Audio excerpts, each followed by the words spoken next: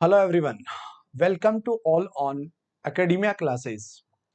Dear students, आज से हम NCERT मैथ्स 11th क्लास का चैप्टर नंबर फर्स्ट सेट्स के बारे में डिस्कस करना जा रहे हैं। और सेट्स एक बहुत इंपॉर्टेंट चैप्टर है आपके 11th क्लास के लिए भी और 12th के लिए भी, क्योंकि 12th में प्रोबेबिलिटी रिलेशन एंड फंक्शन में सेट का बहुत यूज है। और जैसे आप कॉम्पिटिटिव एग्जाम्स देंगे तो उनमें भी आप सेट्स का कहीं ना कहीं यूटिलाइज देखेंगे।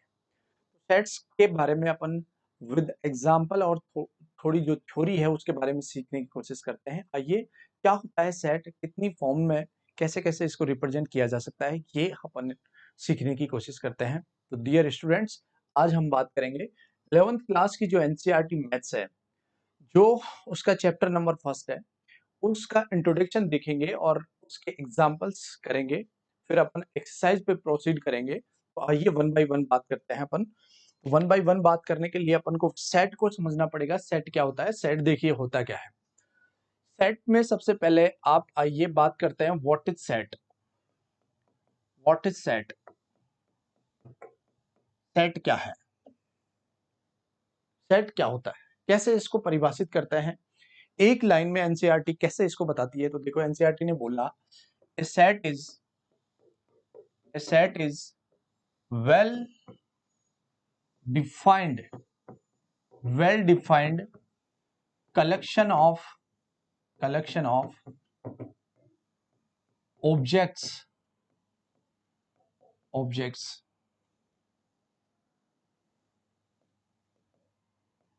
is called set. Well defined का क्या मतलब है? वेल डिफाइंड का क्या मतलब है? यहाँ पे वेल डिफाइंड का मीनिंग है collection should not change from person to person.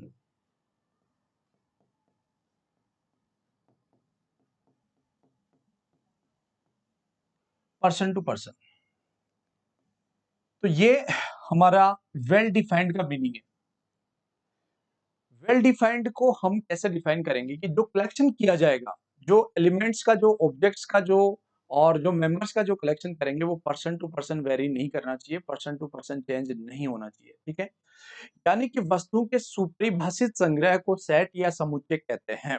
ठीक है, तो बच्चों, सुपरिभाषित संग्रह या वेल डिफाइंड कलेक्शन क्या होता है, इसको अपन जानने की कोशिश कर रहे हैं। तो इसने बताया कि collection should not change from person to person collection change नहीं होना चाहिए। ठीक है, कैसे? आइए इसको एग्जांपल से अपन सीखने की कोशिश करते हैं कि कैसे। जैसे लेट से आपसे पूछा जाए कि टॉप फाइव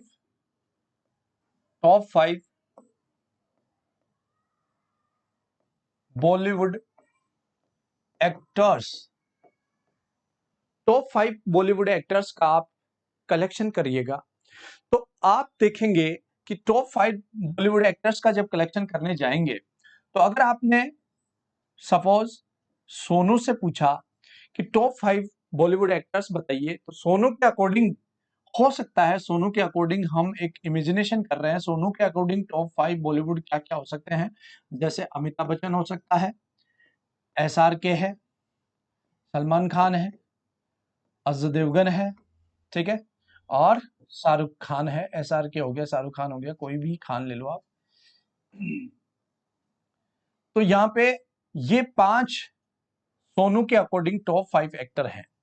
यही अगर आप मोनू से पूछते हो, चिंटू से पूछते हो, किसी से भी अगर आप पूछते हो, तो उसके अकॉर्डिंग हो सकता है कि ये कलेक्शन ना होकर वो कहेगा कि मेरे अकॉर्डिंग रणबीर कपूर है, रणबीर सिंह है, ठीक है, और मनोज वाजपेयी है, अजय देवगन है, और ऐसे ही शाहिद कपूर हो गया, शाहिद कपूर है जैसे। तो आपने देखा कि सोनू और मोनू दोनों के अकॉर्डिंग जो कलेक्शन है, जो ऑब्जेक्ट्स का कलेक्शन है, वो वेरी कर रहा है, वो चेंज हो रहा है। इसका मतलब क्या है कि टॉप 5 बॉलीवुड एक्टर्स कभी भी सेट नहीं हो सकता। नॉट ए सेट, ये सेट नहीं है। क्यों? क्योंकि कलेक्शन चेंज हो गया तो सेट हो ही नहीं सकता। Collection person to person change नहीं होना चाहिए, इसे ही वेल डिफाइंड कहते हैं। वेल डिफाइंड का मीनिंग यही है, ठीक है। तो हम कहेंगे not a set. Top 5 Bollywood actors एक सेट नहीं है, तो फिर सेट क्या है? ऐसे ही मैं कहूं कि टॉप 5 डेंजरस एनिमल का कलेक्शन करिए, अलग अलग मेंबर से पूछेंगे आप, हर मेंबर के अकॉर्डिंग नए नए जानवर या एनिमल्स निकल के आएंगे, यानी कि वो भी person to person collection vary करेगा। इसका मतलब टॉप डेंजरस एनिमल का जो संग्रह है, जो कलेक्शन है, वो भी एक सेट नहीं हो सकता। क्लियर है? तो सेट क्या है? फिर अपन बात कर रहे हैं सेट की, तो सेट के बारे में अगर बात करें, सपोज फॉर एग्जाम्पल आप ये एग्जाम्पल लेते हैं और इसके बारे में किसी भी स्टूडेंट से जानकारी लेते हैं आप, क्या? ओड नेचुरल नंबर्स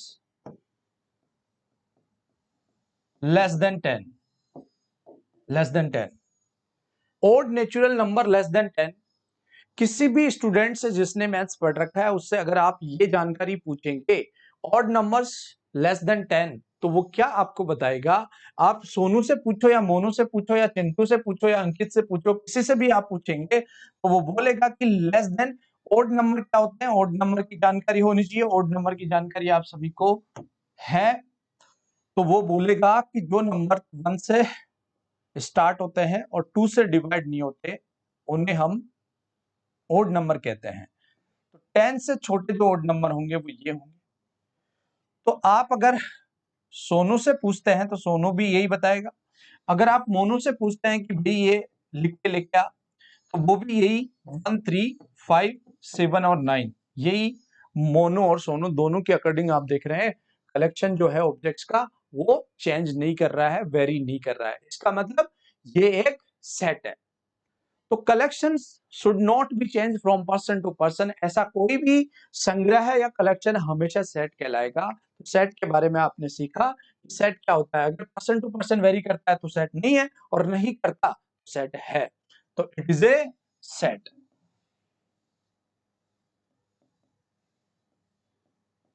तो ये एक सेट है। तो आई थिंक सेट आपको समझ में आया। जैसे और एक और एग्जांपल की बात करें, let's say another example. Example है हमारे पास, किसी भी क्लास में जाके आप ये कहेंगे कि vowels in the English alphabet,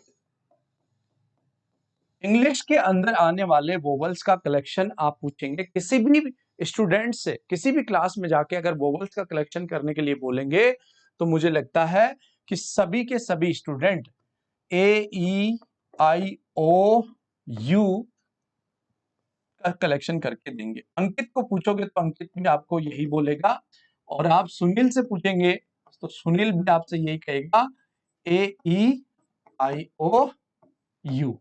तो ये भी क्या है? एक सेट है। वोवल्स का कलेक्शन, इंग्लिश में जितने भी स्वर होते हैं उनका कलेक्शन कितने भी स्टूडेंट से आप पूछेंगे तो ये पर्सन टू पर्सन चेंज नहीं होगा। तो इट इज ए सेट। ठीक है।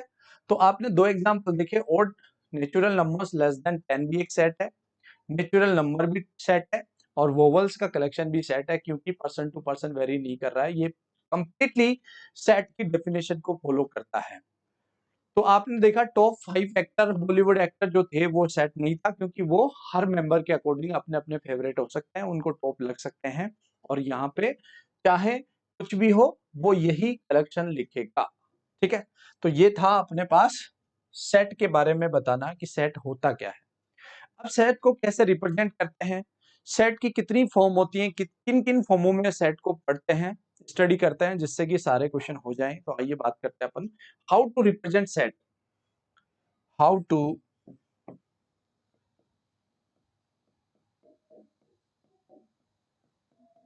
Represent a set.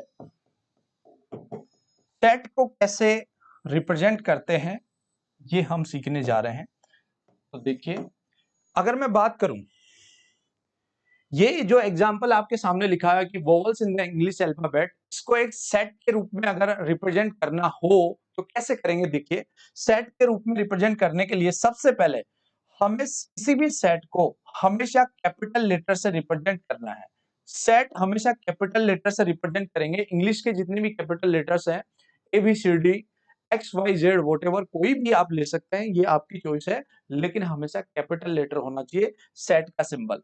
इसके बाद क्या होगा, करली ब्रैकेट होगा, मंजिला कोष्टक जिसको बोलते हैं, और सेट के जितने भी एलिमेंट है, सेट के जितने भी ऑब्जेक्ट्स हैं, उनको हम करली ब्रैकेट के अंदर लिखेंगे, और उन एलिमेंट्स को हमेशा स्मॉल लेटर में लिखा जाएगा।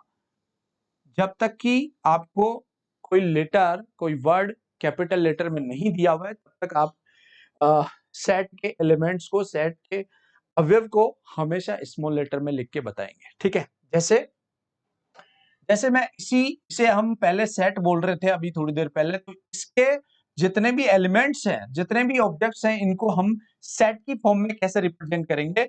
तो पहले तो सेट के अंदर जो एलिमेंट्स लिखे जाएंगे वो हमेशा स्मॉल लेटर्स में आएंगे, साथ ही साथ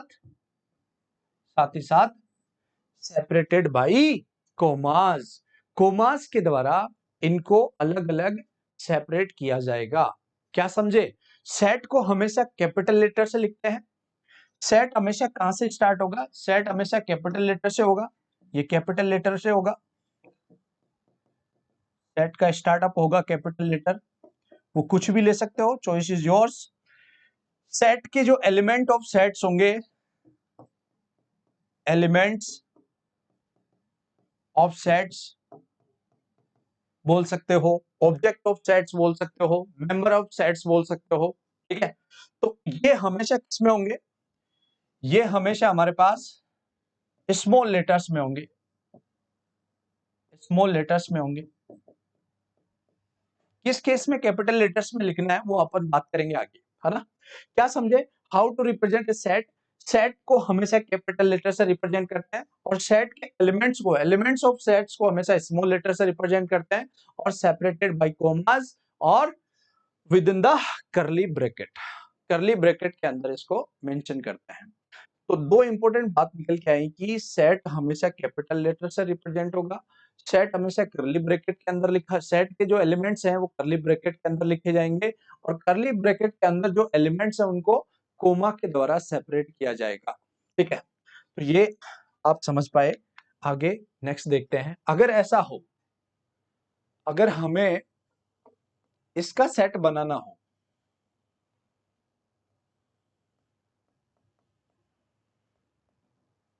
right a letter of word school. School, school जो आपके सामने, स्कूल जो वर्ड लिखा हुआ है उसके लेटर्स का आपको सेट बनाना है। तो सेट बनाएंगे तो कैसे बना पाएंगे आप? सेट को हमेशा, जैसे पिछले को मैंने ए से लिखा था, इसको मैं बी से लिख रहा हूं, कैपिटल लेटर से करली ब्रैकेट लिखेंगे, और यहाँ पे जो लेटर्स है, इस वर्ड के जो लेटर्स हैं वो देख रहे हैं आप कैप्स में है, कैपिटल लेटर्स है, तो आप डायरेक्ट इनको कैपिटल की फॉर्म में ही यूज कर सकते हो। SCH, और आप देख रहे हैं O 2 टाइम्स आ रहा है, तो 2 टाइम्स का हम यहाँ पे अलाउ नहीं करेंगे, इसमें रिपीटेशन अलाउ नहीं है। सेट्स में जो कोई भी जो लेटर 2 टाइम्स आए, 3 टाइम्स आए, उसको ओनली सिंगल टाइम मेंशन करना है। तो तीन इंपॉर्टेंट बातें मैंने आपको बताई। जब आपको वर्ड कैपिटल लेटर्स में दिया हुआ है तो डायरेक्ट आप कैपिटल लेटर यूज कर सकते हैं, वरना हमेशा सेट स्मॉल लेटर, सेट के जो एलिमेंट्स हैं वो स्मॉल लेटर्स के रूप में रिप्रेजेंट करेंगे, और सेट को हमेशा कैपिटल लेटर के रूप में रिप्रेजेंट किया जाएगा। ठीक है, तो इसके जो लेटर्स थे वो कैपिटल थे, इसलिए हमने डायरेक्ट किया, और सेट रिपीटेशन अलाउ नहीं करता है। तो यहाँ पे इंपॉर्टेंट बात क्या क्या निकल के आई है? तीन बातें हैं कि सेट हमेशा, सेट जो है वो कैपिटल लेटर से रिप्रेजेंट करते हैं। Element of set, elements of set हमेशा स्मॉल लेटर से लिखेंगे और रिपीटेशन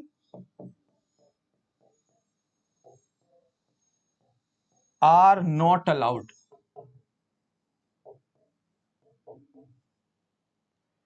सेट को हमेशा कैपिटल लेटर से रिप्रेजेंट करेंगे, सेट के एलिमेंट्स को स्मॉल लेटर से रिप्रेजेंट करेंगे, और रिपीटेशन किसी भी वर्ड का, किसी भी लेटर का, किसी भी डिजिट का रिपीटेशन होगा तो वो अलाउ नहीं करेंगे। और ऑर्डर इंपॉर्टेंट नहीं है यहाँ पे,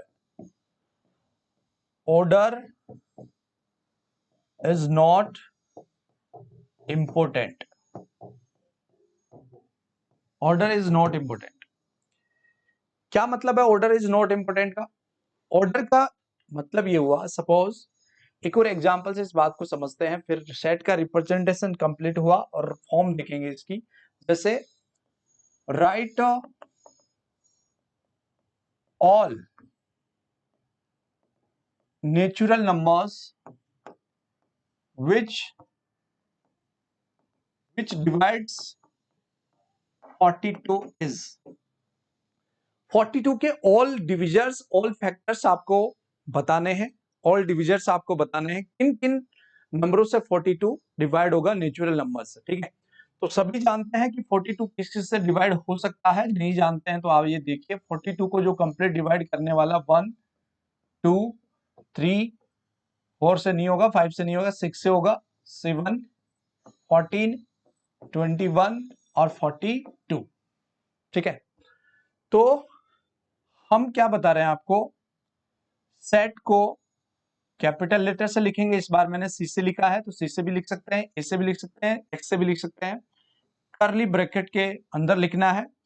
ऑर्डर मैंने कहा कि ऑर्डर इंपॉर्टेंट नहीं है, यानी कि आप ऐसे भी लिख सकते हैं 1 2 3 6 7 14 और 21 एंड 42 और कर्ली ब्रैकेट को क्लोज करेंगे, यानी ये भी एक सेट है। और मैं आपसे ये कह रहा हूं कि ऑर्डर इंपॉर्टेंट नहीं है। इसका मीनिंग ये हुआ कि पहले आप 2 लिख सकते हो, 14 लिख सकते हो, 7 लिख सकते हो, 21 लिख सकते हो, कैसे भी आप इसको मेंशन कर सकते हो, यानी ये भी एक सेट ही होगा, ये भी एक सेट होगा। ऑर्डर इंपॉर्टेंट नहीं है। जनरली अपन क्या करते हैं, एक सीक्वेंस से चीजों को लिखते हैं तो वो ज्यादा अच्छी लगती है, ठीक लगती है, और हम भी उसके हैबिचुअल होते हैं, इसलिए सीक्वेंस से मैंने चीजों को लिखा है। आप भी ऐसा कर सकते हैं, बाकी ऐसा लिखेंगे तब भी गलत नहीं है, किसी भी प्रकार की त्रुटि नहीं है इसमें, ये भी एक सेट है। क्लियर है बात? तो हमने 42 के ऑल डिविजर्स लिखे हैं, तो मैंने ऑर्डर वाली जो बात थी वो यहां एक्सप्लेन करी है। तो सेट को कैसे रिप्रेजेंट करते हैं आप समझ पाए हैं। आगे नेक्स्ट देखिए, सेट को किन किन फॉर्म में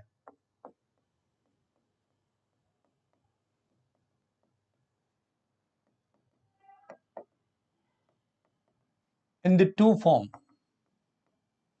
सेट को रिप्रेजेंट करने की दो फॉर्म होती है। पहला रोस्टर फॉर्म एंड इसे ही टेबुलर फॉर्म कहते हैं, टेबुलर फॉर्म कहते हैं। Second set builder form, set builder form. तो दोनों को वन बाय वन डिस्कस करते हैं, रोस्टर फॉर्म और टेबुलर फॉर्म। ठीक है, और सेट बिल्डर फॉर्म क्या है, एग्जाम्पल से इस बात को समझिए आप, दोनों में क्या डिफरेंस है और कैसे इनको मेंशन करते हैं। एग्जाम्पल जैसे अभी हमने एक एग्जाम्पल डिस्कस किया था, odd natural numbers less than 10, ठीक है, या स्मॉलर देन 10, लेस देन 10।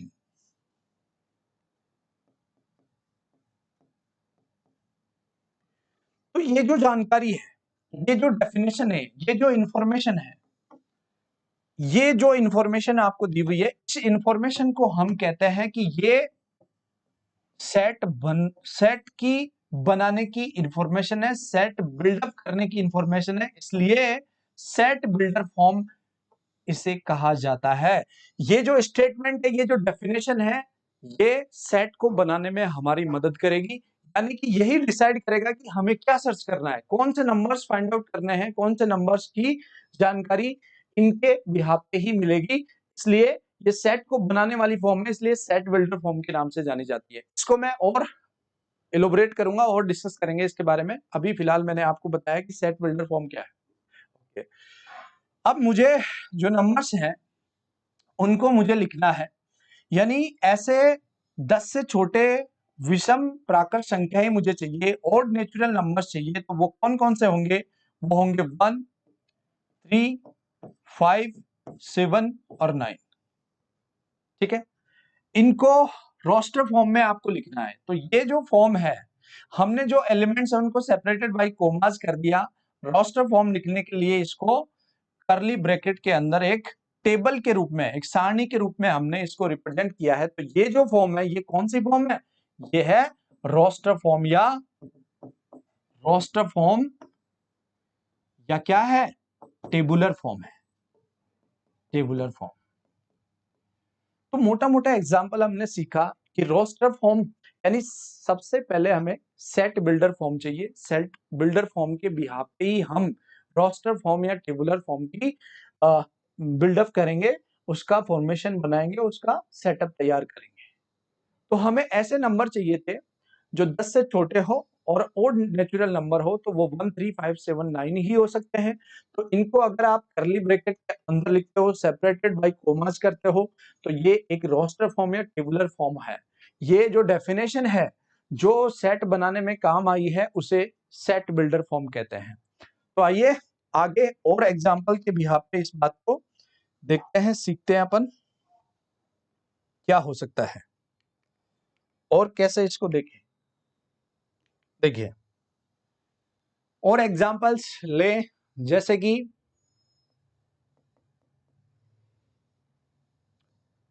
हम बात करें सेट बिल्डर फॉर्म की। सेट बिल्डर फॉर्म, जैसे मेरे पास ये जो x है, x is a vowels in the English alphabet, in the English alphabet। ठीक है, तो यहां पे ये आपका सेट बिल्डर फॉर्म है। सेट बिल्डर फॉर्म भी हमेशा कर्ली ब्रैकेट के अंदर होगा, with in the curly bracket. और ये जो x है, ये हमें इस x की यहां पे प्रॉपर्टीज या इस x की डेफिनेशन ऑफ x यहां पे मेंशन होगा इसमें सेट बिल्डर फॉर्म में। यानी कि इस x की जानकारी, इस x की प्रॉपर्टी, इस x की डेफिनेशन आपको यहां लिखी हुई मिलेगी। उसी के बिहाफ पे आपको रोस्टर फॉर्म या टेबुलर फॉर्म बनानी है। यानी ये x क्या है? x क्या है? x is a vowels, x is a vowels in the English alphabet. English में जितने भी वोवल्स होते हैं उनके बारे में ये उनकी प्रॉपर्टी बता रहा है, और इसी प्रॉपर्टी के बिहाफ पे आपको एक रोस्टर फॉर्म बनानी है। तो आप अच्छे से जानते हैं रोस्टर फॉर्म भी कर्ली ब्रैकेट के अंदर लिखी जाती है। रोस्टर फॉर्म के जो एलिमेंट्स हैं, वोवल्स हम जानते हैं कि ए, ई, आई, ओ, यू। तो जितने भी एलिमेंट्स हैं उनको सेपरेटेड बाय कोमास कर दिया और आपने इसको रोस्टर फॉर्म में लिख दिया। ये एक रोस्टर फॉर्म है, ये एक टेबुलर फॉर्म है। टेबुलर फॉर्म या रोस्टर फॉर्म, तो आप जान पाए हैं दोनों में क्या डिफरेंस है। सेट बिल्डर फॉर्म हमेशा एक स्टेटमेंट होगा, एक डेफिनेशन होगी, एक प्रॉपर्टी होगी। उसी प्रॉपर्टी के बिहाफ पे अपन क्या एलिमेंट्स ऑफ सेट सर्च करेंगे, और एलिमेंट्स ऑफ सर्च वो ऐसे होंगे जो केवल जो डेफिनेशन लिखी हुई है उस डेफिनेशन को फुलफिल करेंगे। यानी कि इसके बाहर ऐसा कोई भी नंबर नहीं बचता है, कोई भी ऐसा एलिमेंट नहीं बचता जो वोवल्स हो। यानी ये जो जानकारी मिलेगी एक कंप्लीट कॉमन जानकारी होगी उस एक्स के बारे में, जो कि आप रोस्टर फॉर्म में लिखने जाएंगे, टेबुलर फॉर्म में लिखने जाएंगे। उससे बाहर एक भी एलिमेंट ऐसा नहीं बचेगा जो वोवल्स हो या कॉन्सोनेंट की बात होती है। यहाँ पे x is a consonant in the English alphabet होता, तो सारे कॉन्सोनेंट इसके करली ब्रैकेट के अंदर लिखे जाते हैं, उनके अलावा कुछ नहीं बचता। यानी कि मैं बात करूं और एग्जांपल से इस बात को समझाऊं, तो यानी कि एक सेट बिल्डर फॉर्म ये भी है, जैसे x is a natural number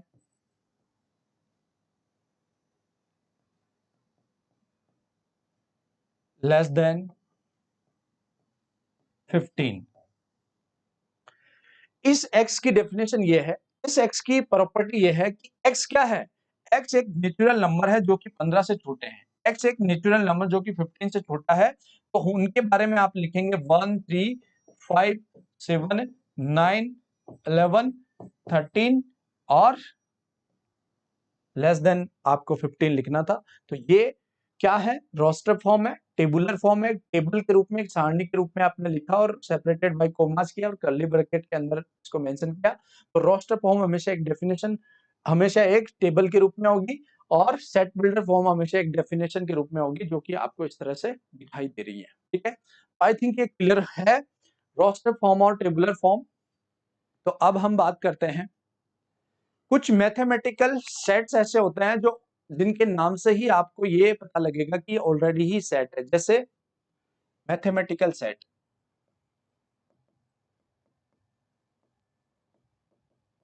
mathematical sets की बात करें तो कौन कौन से ऐसे सेट्स होते हैं जो मैथमेटिकल सेट्स होते हैं। जैसे पहला सेट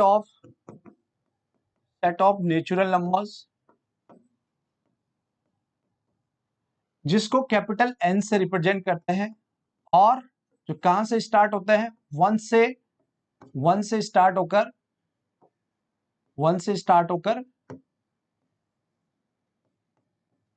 अप टू इनफाइनाइट होंगे, वन से स्टार्ट होकर अप टू इनफाइनाइट होंगे। ये हमारे नेचुरल नंबर का सेट है जिसको कैपिटल एन से रिप्रेजेंट करते हैं।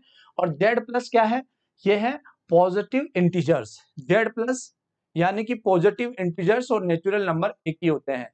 इस बात को समझने के लिए कुछ और सेट पढ़ेंगे, जैसे set of integers, set of real numbers, set of rational numbers, set of irrational numbers, set of whole numbers.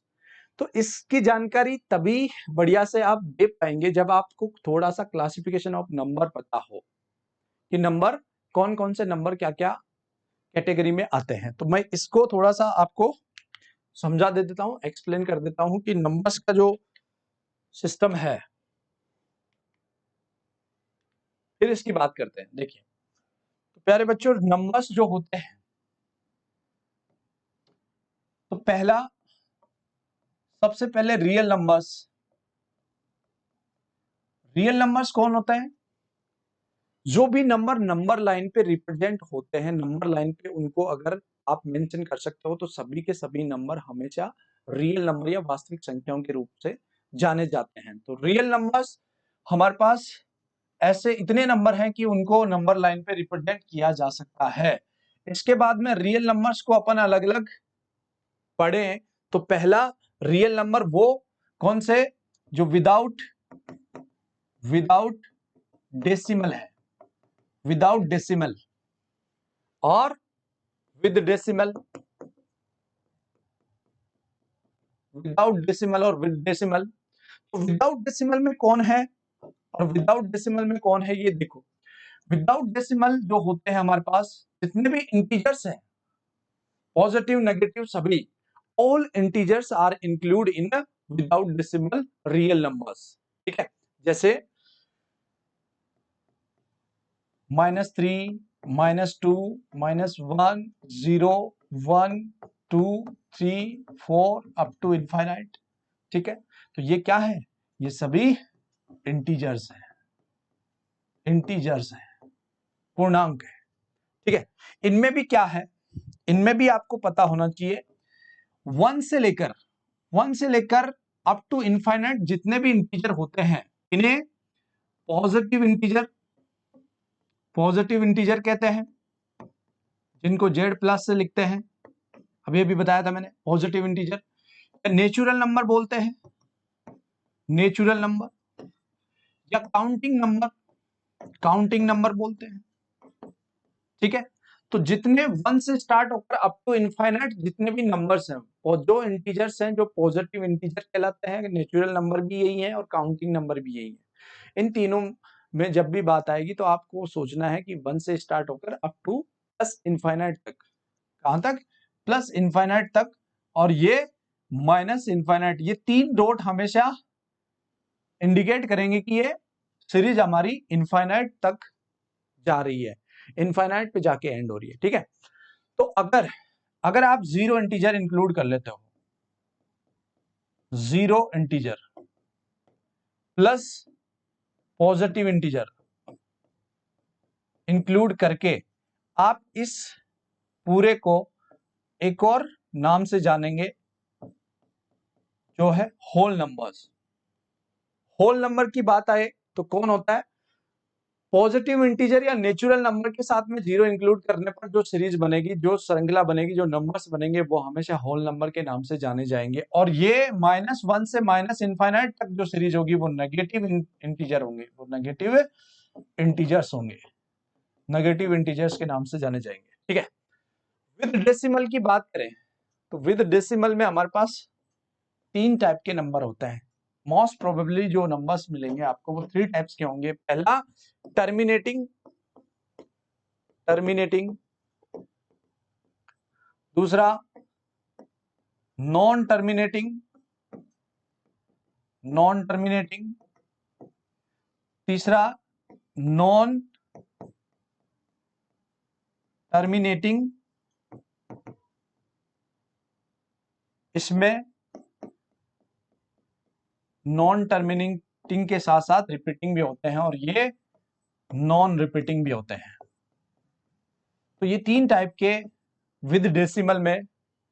इसका एग्जाम्पल अगर लूं मैं, इसका एग्जाम्पल अगर अपन देखें तो अपने पास इस तरह से कुछ होगा कि 1 2 3, यानी पॉइंट के बाद में नंबर ऑफ टर्म्स निश्चित होंगी, फिक्स होंगी, 1 होगी, 2 होगी, 3 होगी। इसको टर्मिनेट किया जा सकता है। डेसिमल को हटा के आप नीचे जितने भी डिजिट के बाद डेसिमल है नीचे आप मेंशन कर सकते हैं। और यहाँ क्या होगा, डेसिमल के बाद में जो डिजिट होंगे वो रिपीटिंग होंगे up to infinite. Suppose example के लिए ये एग्जाम्पल के लिए आपको दिख रहा है 32 32 32 अप टू इनफाइनाइट। तो ये नॉन टर्मिनेटिंग है और रिपीटिंग भी है। पॉइंट के बाद में डिजिट रिपीट हो रहे हैं तो रिपीटिंग भी है और नॉन टर्मिनेटिंग, इसको टर्मिनेट भी नहीं किया जा सकता। तो इन दोनों को मिला के बोला जाता है कि ये क्या, कौन से नंबर है, ये रेशनल नंबर है। कौन से नंबर है, ये रेशनल नंबर्स है। इन्हें P अपॉन Q की फॉर्म में लिख सकते हो, जहां Q 0 के बराबर नहीं होगा। और P और Q क्या है, P and Q are integers, P and Q are integers। और ये जो है वो इरेशनल नंबर्स होते हैं। नॉन टर्मिनेटिंग का मतलब हो गया कि ऐसा हमारे पास सिस्टम होगा जिसमें हर डिजिट रिपीट भी नहीं होगा और नॉन टर्मिनेटिंग हर डिजिट अलग अलग होगा, इस तरह से। ठीक है, आई होप आप थोड़ा सा क्लासिफिकेशन समझ पाए। और इन्हीं के बिहाफ पे अपन देखते हैं अपने सेट ऑफ नेचुरल मैथमेटिकल जो सेट है, वो नाम से ही सेट है, उनको आप रोस्टर फॉर्म में नेचुरल नंबर्स का जो सेट है उसे रोस्टर फॉर्म में इसलिए इस प्रकार से लिख सकते हैं। और पॉजिटिव इंटीजर्स जिसको जेड प्लस से रिप्रेजेंट करते हैं उसको भी आप रोस्टर फॉर्म में ऐसे लिख सकते हैं। सेकंड हमारे पास है सेट ऑफ इंटीजर्स जिसको जेड से रिप्रेजेंट करते हैं। तो इंटीजर्स माइनस इनफाइनाइट से प्लस इनफाइनाइट के जो नंबर होते हैं उन्हें इंटीजर्स कहते हैं। आप ये प्लस इनफाइनाइट माइनस इनफाइनाइट ना लिखकर भी काम चला सकते हो, बिना लिखे भी काम चल जाएगा। ठीक है। और 3 डॉट लगा के भी आप इस बात को बता सकते हो। 3 डॉट्स इसी चीज को मेंशन करती हैं कि ये सीरीज अप टू इनफाइनाइट है। ठीक है, तो इसको जेड से रिप्रेजेंट करते हैं। सेट ऑफ रियल नंबर्स, इसको आर से रिप्रेजेंट करते हैं, जिसको रोस्टर फॉर्म में नहीं लिख सकते। Fourth, set of real numbers हो गया। सेट ऑफ रेशनल नंबर्स जिसको क्यू से रिप्रेजेंट करते हैं और रोस्टर फॉर्म में नहीं लिखा जा सकता है। Number 5, set of irrational number जिसको टी से डिनोट करते हैं, कैपिटल रोस्टर फॉर्म में नहीं लिख सकते। Number 6, set of whole number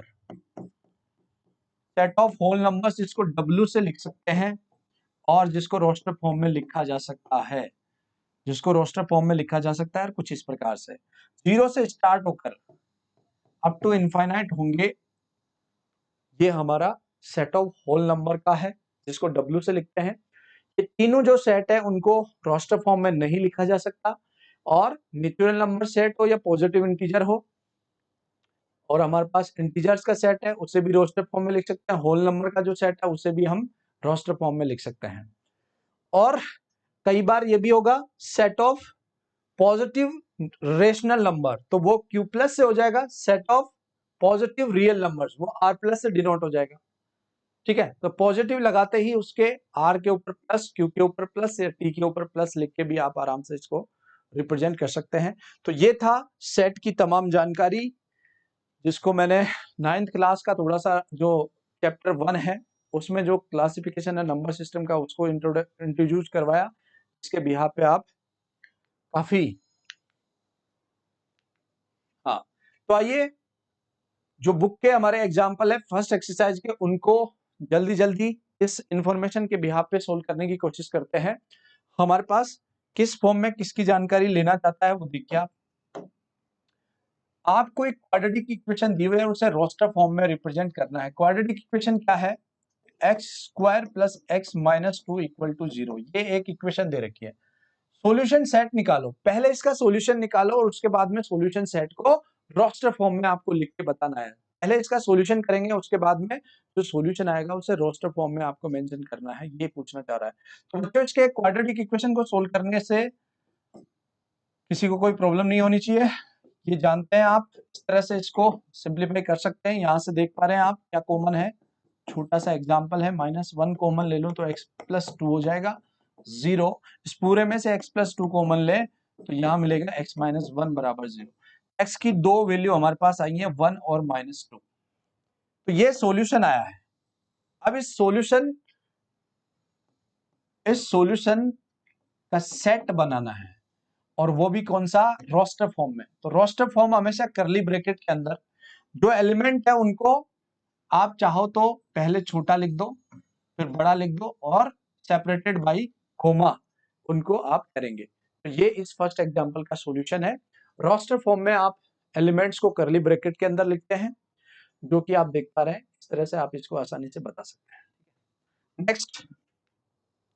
next हमारे पास फिर से रोस्टर फॉर्म है। कौन सी फॉर्म दी है?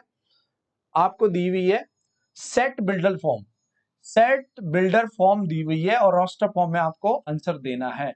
सेट बिल्डर फॉर्म में क्या डेफिनेशन लिखी हुई है? x is A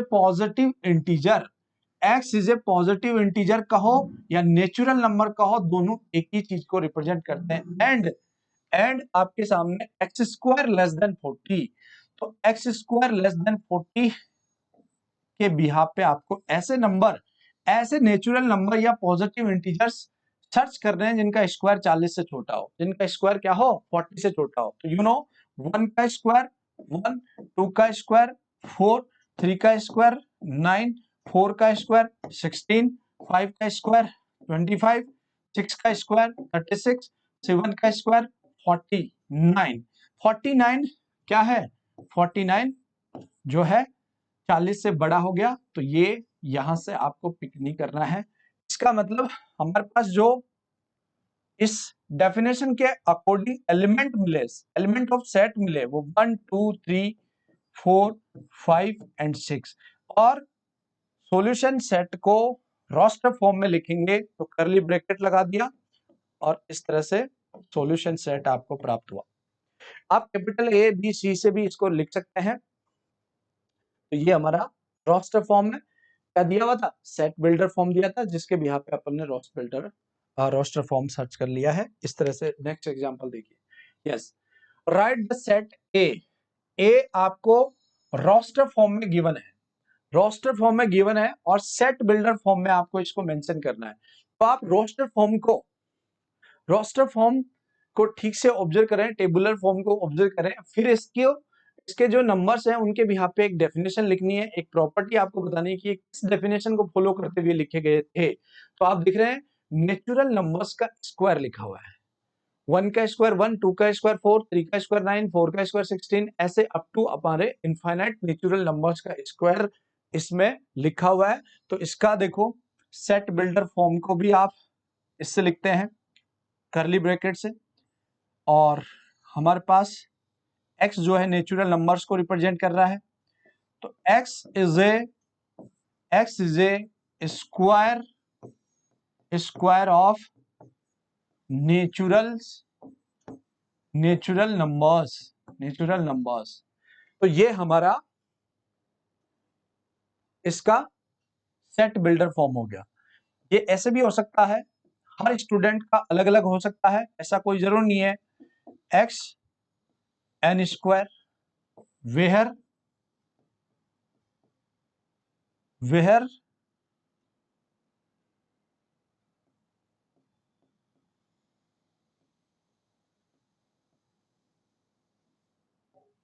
and n belongs to capital N, where small n belongs to capital N। तो ये सेकेंड फॉर्म ऐसी भी इसकी हो सकती है, यानी कोई बच्चा ऐसे भी लिख सकता है और ऐसे भी लिख सकता है, दोनों बिल्कुल सही है, अलग अलग हो सकती है, ऐसा बिल्कुल चल सकता है। यस, फिर से आपको रोस्टर फॉर्म गिवन है, एक रोस्टर फॉर्म गिवन है और इसको सेट बिल्डर फॉर्म में मेंशन करना है। तो रोस्टर फॉर्म में देख पा रहे हैं आप, रोस्टर फॉर्म में ऊपर जो लिखा हुआ है लगातार आपके पास नेचुरल नंबर्स लिखे हुए हैं 1 2 3 4 5 6, नीचे देख रहे हैं आप उसी नेचुरल नंबर से जस्ट एक ज्यादा 2 3 3 4 4 5 5 6 6 7। तो आप देख रहे हैं कि इसकी सेट बिल्डर फॉर्म बनाएंगे तो आप ऊपर तो नेचुरल नंबर जो कि 1 से स्टार्ट होकर 6 तक जा रहे हैं, और नीचे उसी नेचुरल नंबर से एक ज्यादा है, यानी कि इसको कुछ इस प्रकार से आप लिख सकते हैं। हमारे पास 1 से स्टार्ट होकर और 6 तक ये नेचुरल नंबर जा रहा है, और small n belongs to capital N। ये बिलोंग्स टू का क्या सीन है इसकी बात अभी करेंगे। यस, तो ये इसका सेट बिल्डर फॉर्म हो जाएगा जो हमें रोस्टर फॉर्म दी हुई थी। आसानी से इसको आप देख सकते हैं, सोल्व कर सकते हैं। यस, लास्ट हमारे पास लास्ट एग्जांपल है 1.1 एक्सरसाइज से पहले वाला। इस एग्जांपल को करने के बाद एग्जांपल्स आर फिनिश्ड। तो देखिए इसमें क्या है, इधर रोस्टर फॉर्म गिवन है, इधर सेट बिल्डर फॉर्म गिवन है।